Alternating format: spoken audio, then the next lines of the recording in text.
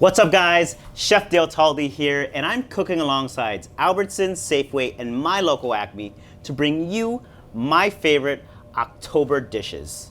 So it's October guys, the beach bods all gone.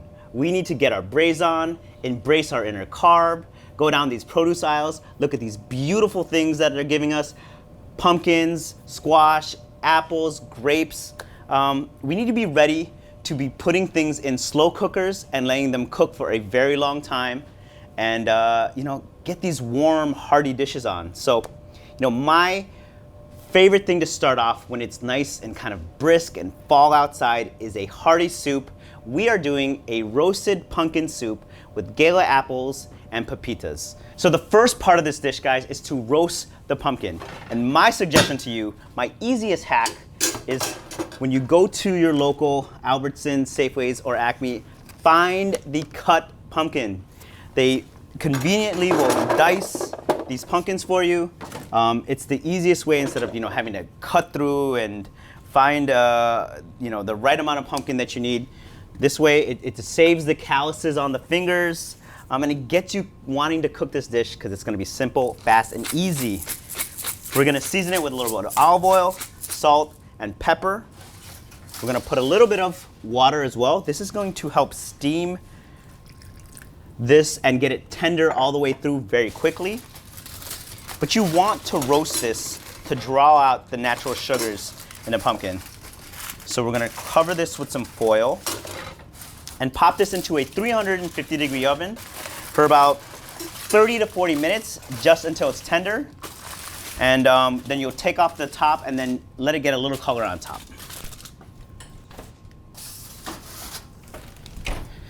So while that is roasting, we have a nice Dutch oven here that we brought up to about a medium heat. We're gonna add a little bit of olive oil and then get going with our aromatics.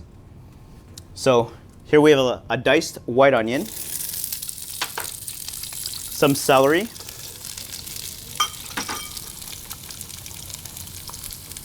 a little bit of crystallized ginger. Let me grab an apple. So when we're doing this recipe, you want to peel the apple. You don't want any of the skin. So this is how I do it. Just taking the skin down, both of these apples.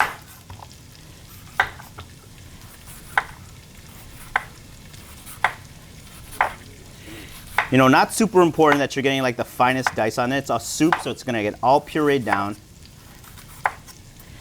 And then what I do is I cut these into 4 kind of sides here, right? This is like the 4 quadrants of the apple. Leaving the core, because we don't want that. Then giving this a nice large dice. Now when it comes to picking apples for this soup, pick whatever you like. So when you are choosing apples, obviously just get, I think, what's local, what's in season, what looks the best. But what you're going to have to do is kind of judge the sugar level of the apple. So if you're getting, something like a Fuji apple or a Gala apple, has a lot of, inherent sweetness to it. This might not need extra any honey or sugar to it. But if you're getting something like a Granny Smith apple, something green or something tart, tasting your soup and adjusting and balancing the flavors with a little bit of sweetness, agave or honey, is what you might need to do. So with this soup, what we don't want to do is get a lot of caramelization on it right now. We want to keep this soup nice and bright. So we're going to add a little bit of salt. We're going to add some pepper to this to help season it, but also to help draw a lot of that liquid out. And to also help that, we're gonna cover this with a lid, and that's gonna now start to get this steaming and draw some more liquid out. Producer Jeff, I know we got some questions. Let's hear them. Sherry from Chicago, Jewel Osco. What are your favorite ways to use apples? Sherry from Jules Osco. If you're from Chicago, like I am, it's Jules Osco. But yes, my favorite ways to use apple, listen, it's October, it's the time to be eating apples right now.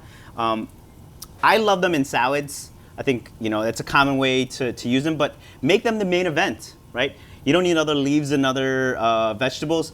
Dice up apples or shave them down and dress them with some blue cheese, some nuts, a little bit of sherry vinegar, some olive oil. Fantastic salad. And also embracing kind of different forms of these apples, right? You're gonna start to see a lot of cider in the market right now. Use your ciders as the base of your braise, right? So if you're searing off lamb shanks or pork shanks or pork shoulder, you know, instead of using something like wine or chicken stock, use cider. Just make sure you're balancing it out with something like soy or mustard. And it will really help create a depth of flavor, but also tie in these beautiful ingredients that are really in season right now. And I think that's the key to a lot of cooking is just what's available, what's fresh, what's local, what's in season. So let's get back to our soup, guys.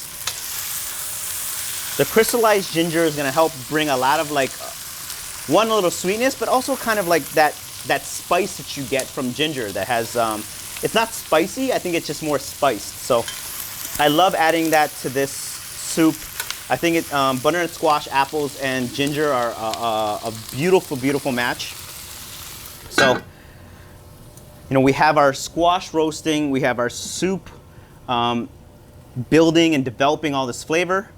We're gonna add to this a little bit of water. And we're gonna add a little bit of oat milk.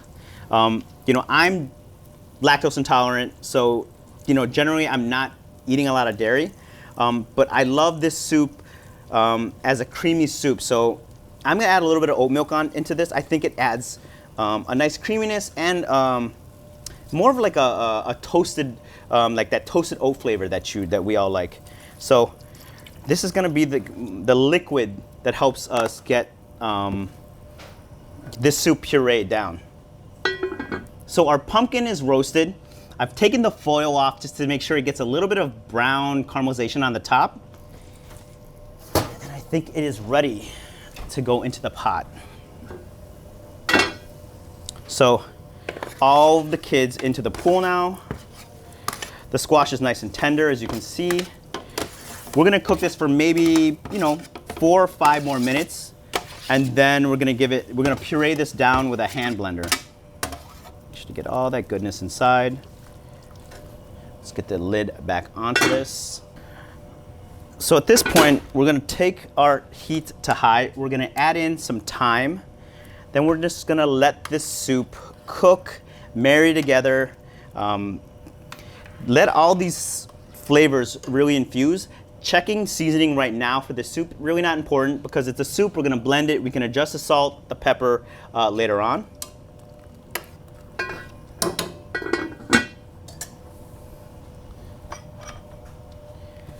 Producer Jeff, any more questions from our viewers? How do you treat a good soup as the main dish? Great question. So how I like to treat soups as a main dish is accompanying everything that's inside of this soup, right? You have squash, you have pumpkin, you have apples, you have celery. Make a great grilled cheese sandwich. I think that pairs super well with something like this. Really thick pieces of sourdough, maybe a little blue cheese, some aged cheddar, maybe a little cream cheese as like a binder. Make almost your version of like a pimento cheese in between 2 pieces of bread. Grill it off, nice, gooey, and that's a perfect tie-in or a meal, almost like a garnish to this soup. The soup's always gonna be the main event, but you know, when it's October and sweater weather, what do we love doing most? Dipping. We're gonna get that crispy, crunchy bread, that grilled cheese sandwich into a beautiful velvety soup, and it totally finishes a meal. So now our soup has come to a boil. We're gonna blend this. Everything in here is nice and tender. We're gonna take a hand blender and give this a nice buzz. Get this beautifully velvety, nice and smooth, but this is up to you. If you like something that's a little more rustic, that has a little bit more texture, please. It's really up to you as how fine you want the soup. I like it nice and velvety, nice and smooth.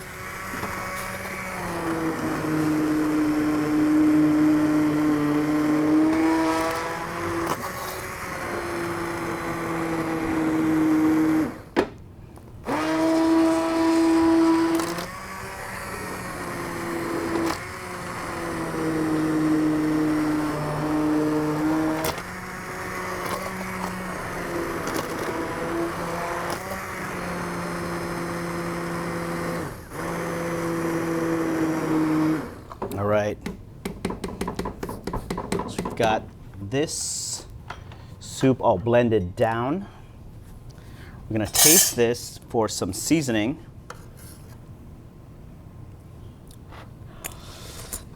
I'm gonna hit this with some salt, some more cracked black pepper. And I like the soup right now. I think that the natural sweetness of the pumpkin and the apple are right there. But you know, it's up to you. If you think this needs a little bit more sweetness, you know, find a little bit of honey, agave, maple syrup. It all works really great with the soup. We're gonna give this a final taste.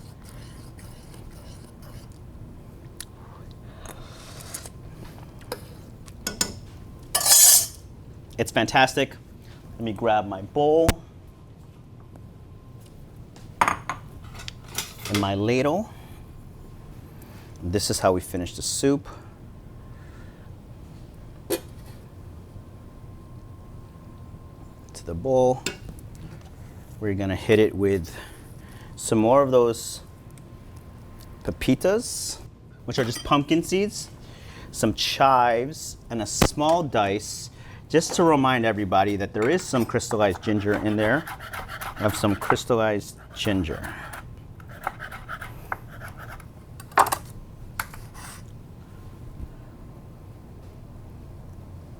And there you have it, our roasted pumpkin, gala apple, and crystallized ginger soup. Perfect for any October fall day.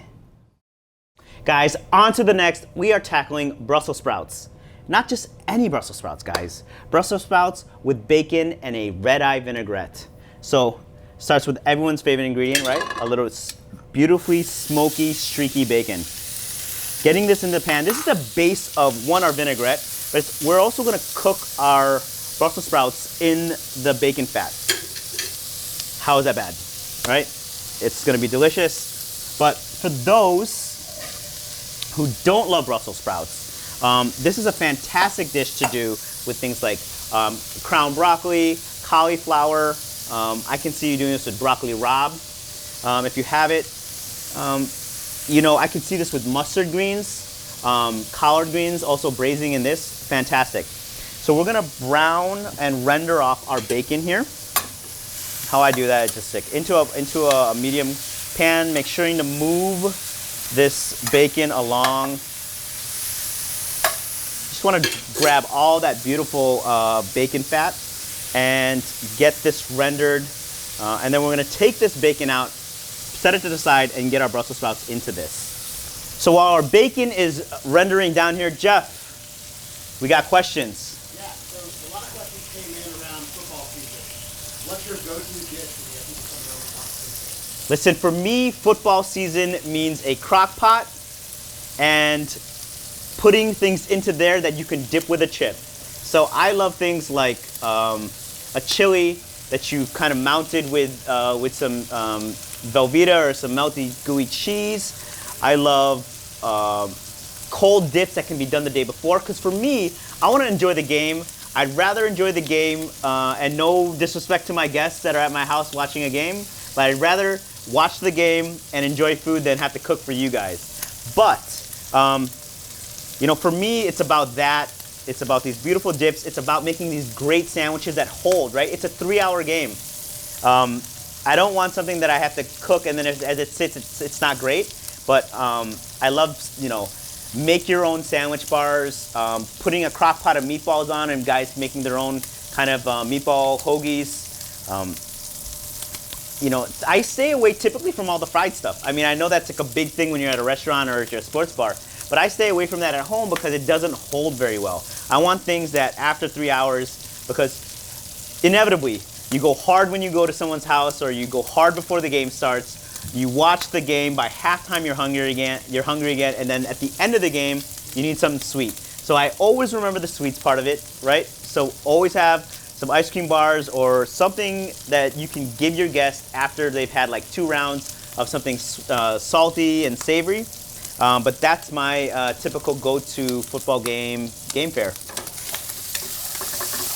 So our bacon is crisping up really nicely here. Make sure to When you see the pan here, you're gonna see a lot of this, like these bits and pieces of bacon on the bottom of the pan. That we need that because we are building our red eye vinaigrette in this pan.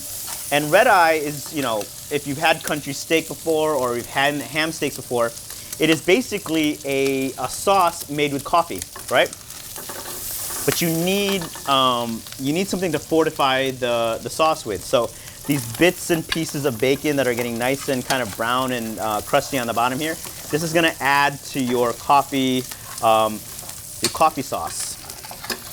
You know, and for my sauce, what I like to add to this is, you know, you have coffee that's gonna add some bitterness to it, right? We're gonna add a little bit of balsamic vinegar.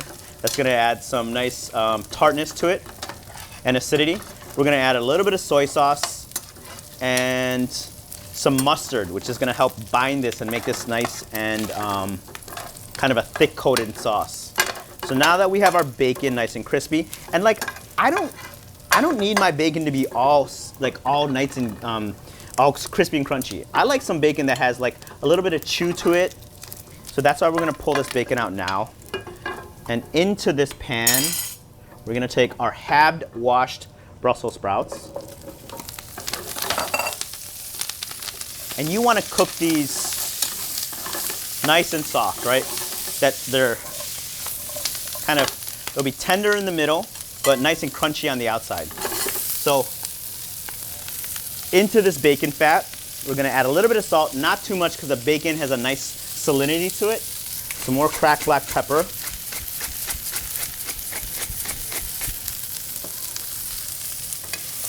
We're gonna let this cook away here. What we are gonna add to our Brussels sprouts are some shallots. So we have some sliced shallots here, and this is gonna, you know, this is like shallots are part of the onion family. If you don't have shallots, you could do just a little bit of red onion or some white onion. You could even do a little bit of garlic in here if you like.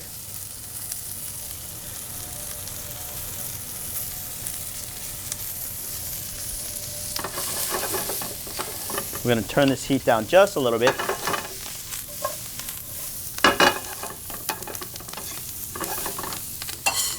We're gonna add, the pan's looking a little dry, so I'm gonna add a little bit of olive oil to this to help this kind of continue the cooking process, right? You can start to really smell the shallots getting toasted off in this bacon fat and olive oil.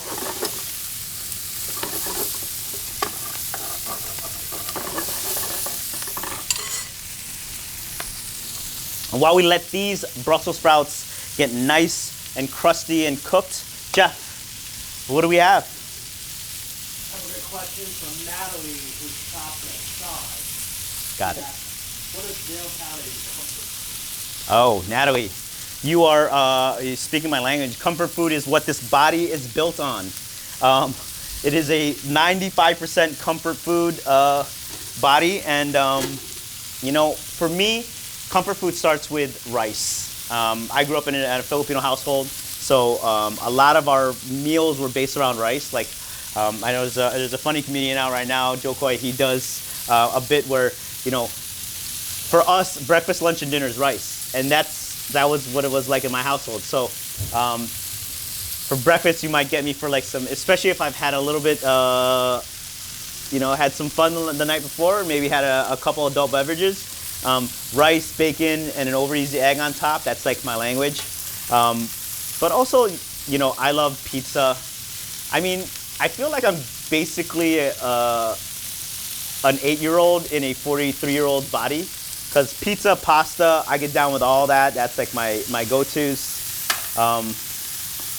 That's comfort for me. I almost define comfort food by the less chewing I actually have to do, the more comforting it is in this body of mine. So pizza, pasta, anything with rice, anything covered in cheese and melted, like that is like my jam. So those are my comfort foods that I just can't get away from. So our Brussels sprouts are getting really nice and crusty and brown here. To this, we're gonna add our Javalia coffee, right? We brewed this, enjoyed a cup, but we're taking about half a cup of this and we're gonna deglaze the pan with the coffee. It's gonna pull all these beautiful bits and pieces off the bottom of this. We're gonna hit this with a little bit of soy sauce and some balsamic vinegar.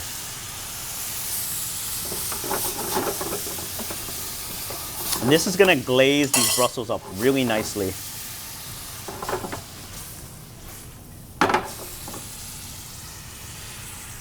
To this, we're gonna add some mustard. Just like I said before, it's gonna be a nice little binder for us.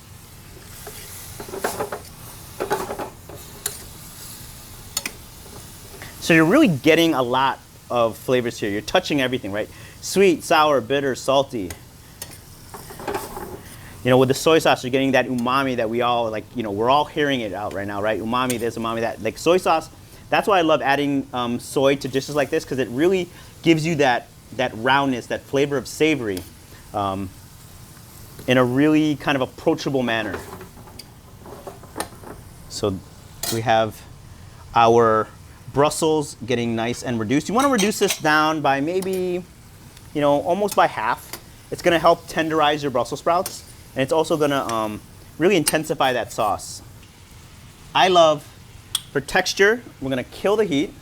We're going to add some beautiful seedless grapes, handful of peanuts for some nice crunch and texture, and a nice amount of parsley, right?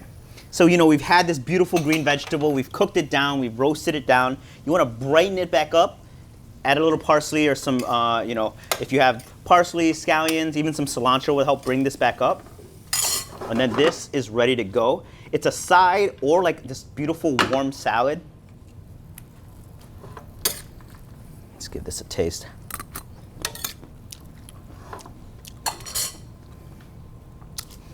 It's beautiful. I'm going to add the rest of this balsamic vinegar because I want to bring it back up a little bit. Right.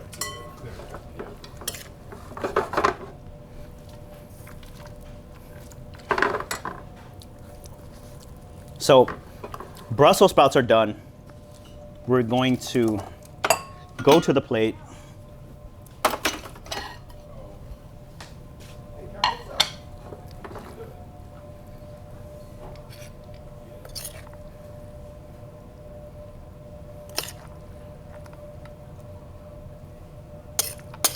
So this could be, you know, a beautiful side dish or even a warm salad.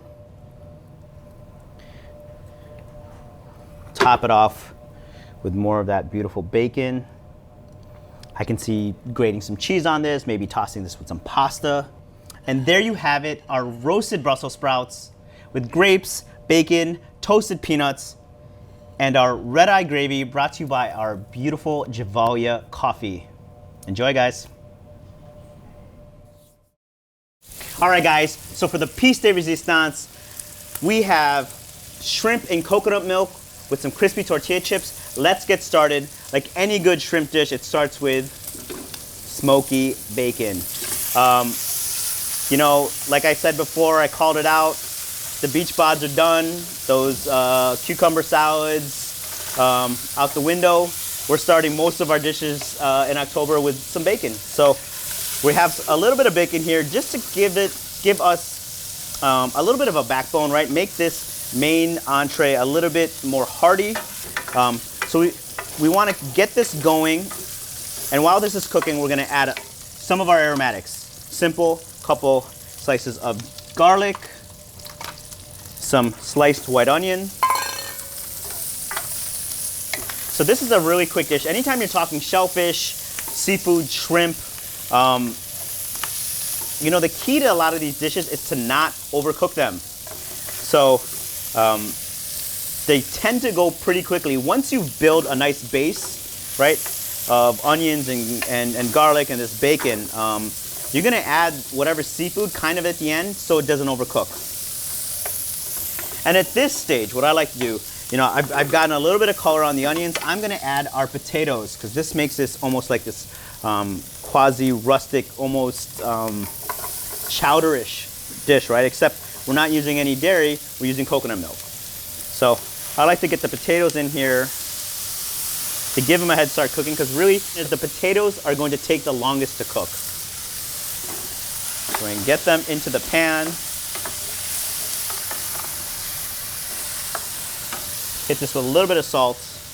And while those are cooking away, Jeff, what do we got from our viewers? So, Laura in San Francisco asked, what are your best tips for cooking seafood? You know, some of my best tips for cooking seafood is, one, build a relationship with the guy you're buying seafood from behind the counter. Like, know his name. When Christmas time comes, make sure he gets a little gift. He's gonna tell you what is the best, what's the freshest, what's coming, what you need to be eating that day. I think that's base one, right? Whenever you're buying shellfish or you're buying anything, right? Talk to the people who know it the most, the people behind the counter. They're the ones who are dealing with it every day. They're the ones who are gonna tell you what is the freshest, what's the best. And if you don't know how to cook seafood, ask them the question, hey, what's best in a chowder? What's best on the grill? What's best to fry? So those are the guys who are gonna really give you the information that you need to make a successful seafood dish. So our potatoes and our onions and our bacon and our garlic are going really nicely. We've seasoned that with a little bit of salt. We're gonna add really the magic to this dish, right? Chipotles and adobo. So these are chilies that have been smoked and then almost rehydrated in a simple tomato sauce. This is gonna add that beautiful punch, reinforce some of that smoky flavor that you're getting from the bacon already, but it's gonna really lift this dish and make this dish really sing. So I have two here. If you don't love spicy food, you know, use a little bit less, but you do, I feel like this dish really needs this chili. But if you're really that adverse to chilies, you know, you can leave it out, but know that, like, this is really gonna make the dish sing. So we're gonna work those chipotles and adobo into this.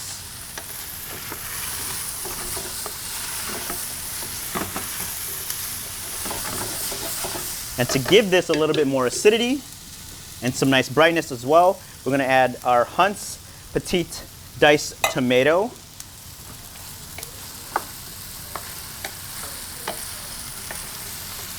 It's great, they've done all the work for you. They've diced and peeled these tomatoes for you, so no need to be sitting there chopping away some tomatoes. And tomato season was so like 2 months ago, right? Embrace these beautiful canned tomatoes. They're a fantastic product that, you know, in every chef, if you go to a chef's house, you open a cupboard, you're gonna find a canned tomato product there. It's, we live by them, we swear by them. At least I do, I know in my house. It's a quick way to get dinner on the table very quickly. So to this, we're gonna add some coconut milk. And this is gonna be the base of our stew, and a little bit of white wine.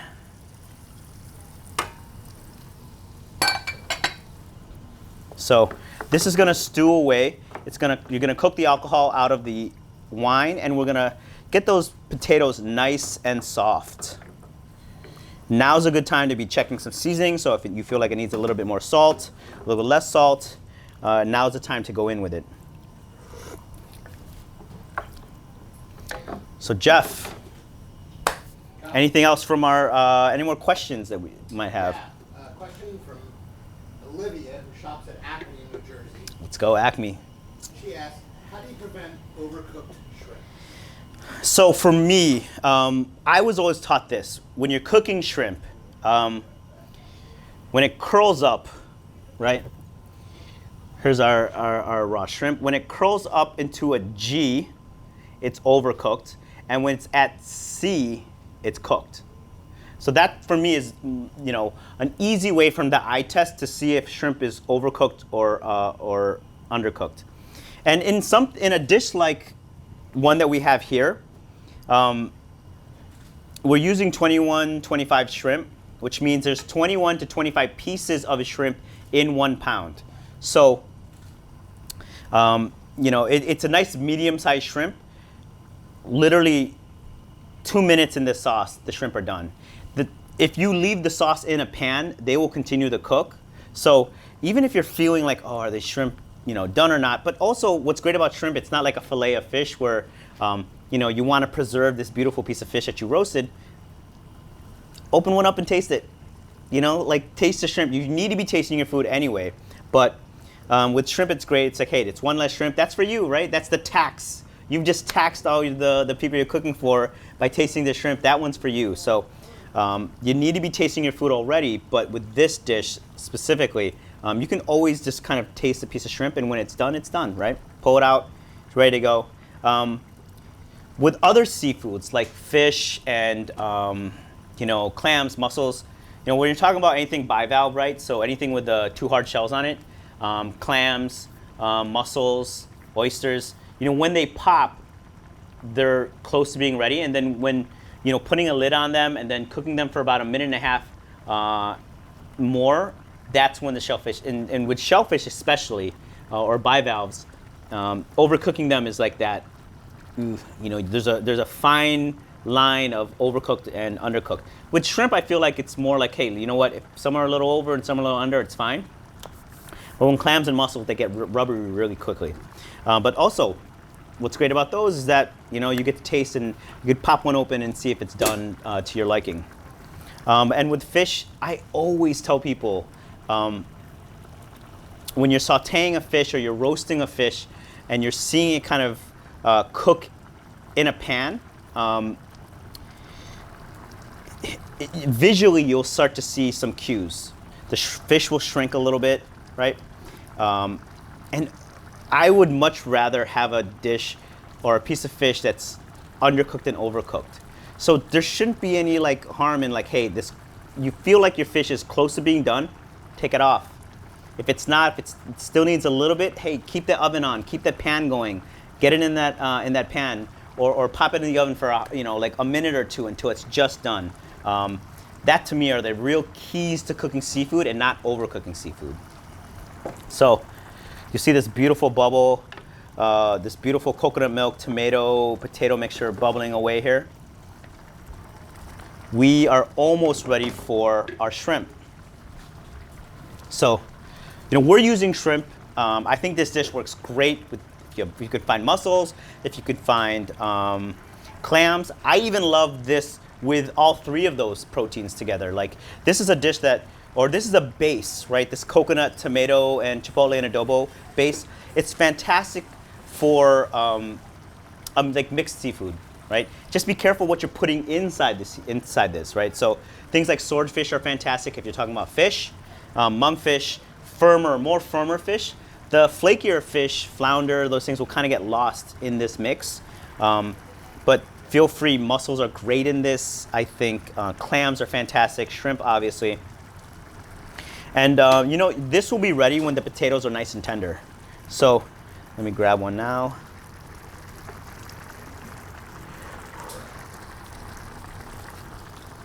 Beautifully nice and tender.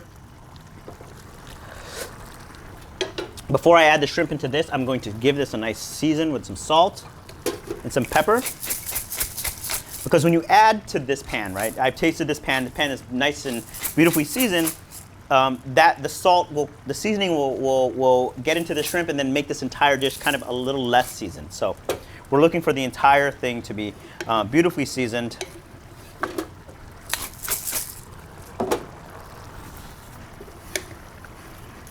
We're gonna drop our shrimp right into the pan. Make sure it's all kind of swimming inside here. And right now, what we can do is add our, grab our limes.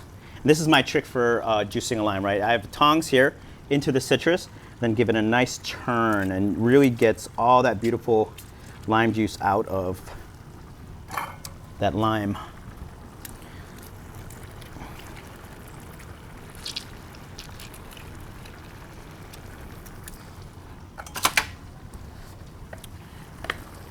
You're gonna start to see the shrimp turn, nice and pink. That's what you're looking for. When shrimp is done cooking, it's gonna first start to change color, and then it's gonna start to do that C and G action.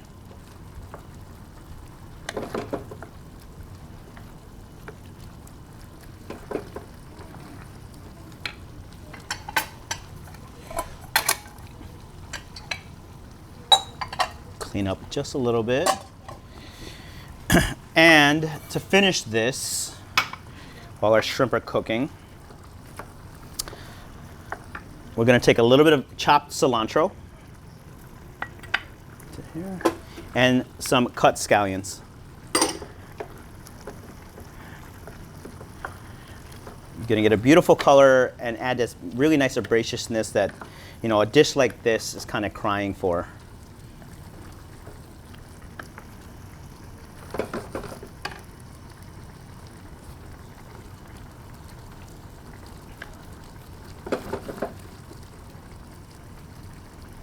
You know, it's kind of like in between a stew, a chowder, and just like some like beautifully sauteed shrimp. Nice and saucy. You know, you want those potatoes to break down a little bit. They're going to release some of its starch and kind of help thicken this broth.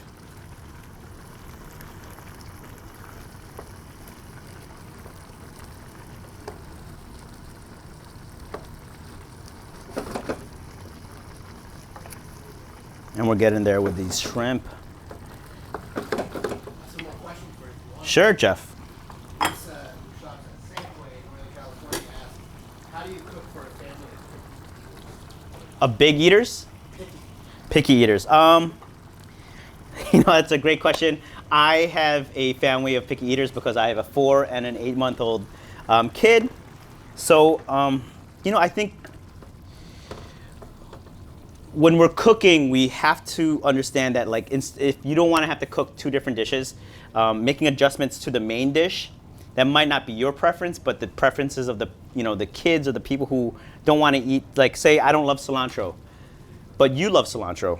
You know, this dish in particular, like, I would plate this dish for my kids who don't eat cilantro, and then just finish it at the end with some cilantro. If my kids don't like spice and this chipotles and adobo were too spicy for them, you know, I feel like this dish really needs that spice and needs to be it's kind of important that it gets cooked in the beginning of this, in the beginning process of this. But understanding that if without the chilies, that's how you're gonna feed your kid without making 2 separate dishes. Make the dish, fold the chilies at the end, so at least you're still enjoying your dinner and the kids can get theirs. So that's how you do it. I think there's no simple way to answer that question because honestly, I mean, it's hard, right? We all are living in you know, food preferences, food allergies, people that do and don't eat things. You just have to, I think for me, it's understanding that a lot of times, if I don't love cilantro, there's really like people that don't like cilantro, that's it's programmed in DNA that you don't like cilantro. If you can't have dairy, that's not the person's fault. I can't have dairy. So it's not really, it's understanding, it's how do we make my life easy while making sure that the people who are picky or are really choosy with what they eat still get fed, and you're not having to kind of, you know, make 2 separate meals. That's really at the heart of it. You know, hospitality means you're giving something, a little piece of yourself to whoever you're cooking for or is a guest at your home. It doesn't start with what you want to eat. It's more about your guests and everyone else. So big thing in hospitality that I've tried to kind of teach my, you know, the guys at the restaurant and staff, but it's really about them and removing yourself out of the equation. So that's where it starts. So potatoes are done, shrimp are cooked. Let's plate this up. You want to get a lot of this beautiful juice into the bowls.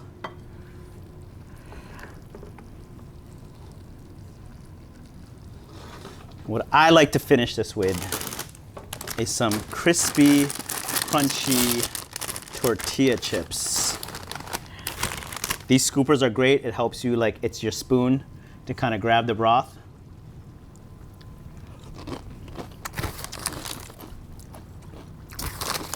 And I love the idea that, you know, some of these tortilla chips are going to get soft. Some of them are going to stay crunchy. But it's this, you know, these different textures that are going to keep this dish really interesting for you and your guests. So I like to kind of like pile them up on one side so you can still see the shrimp and still use these really cool tortilla chips as like these little dipping vessels for this dish. And that is our shrimp with coconut milk and chipotle. That's it, guys. Thank you so much for having me. Can't wait to cook for you again. You know, come check us out on Albertsons on the website. I loved it, guys. Peace out.